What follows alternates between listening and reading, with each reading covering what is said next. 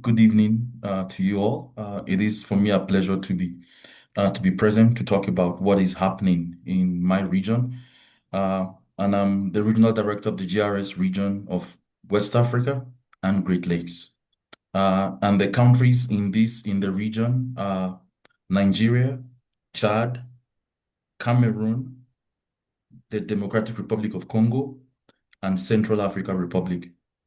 And in these five, six countries, as the case may be, we have programs and activities in education, principally in psychosocial support, in livelihoods, and in protection. And through these programs, we attempt to accompany refugees and internally displaced persons in these various countries. But to simply paint the picture I'm about to, I think it might be best if I begin with a story. There is a Nigerian refugee, a 34-year-old woman called Fatimatu. She's a single mother of four.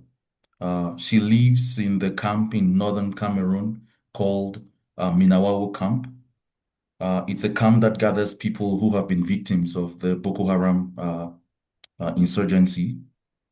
And 5 years ago, she fled her town in Nigeria, in northeastern Nigeria, carrying with her a youngest child on the back and holding the three other kids she had.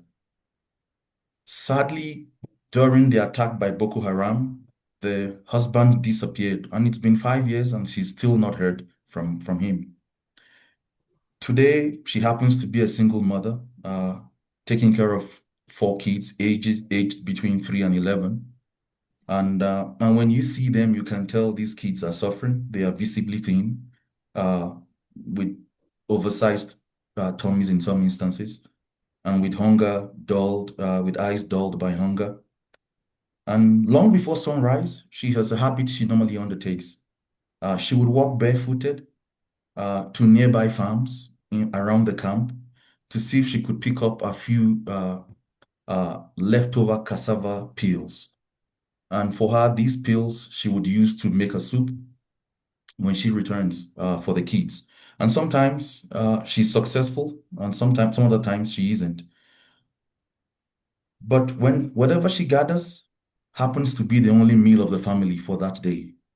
And the 6-year-old son of hers called Idris is already showing signs of acute malnutrition.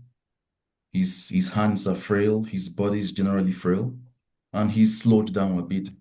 And over the last few months, she was able to rely, you could say in the past, she was able to rely on nutritional supplements from agencies funded by USAID, like the Catholic Relief Services, who were in the camp uh, giving out nutritional aids to the refugees there. But since the halt in the US funding, the situation has gotten very, very critical. And with no income, no food assistance, no school meals for the kids, Fatimatu must choose between sending her children to go beg or to stay at home.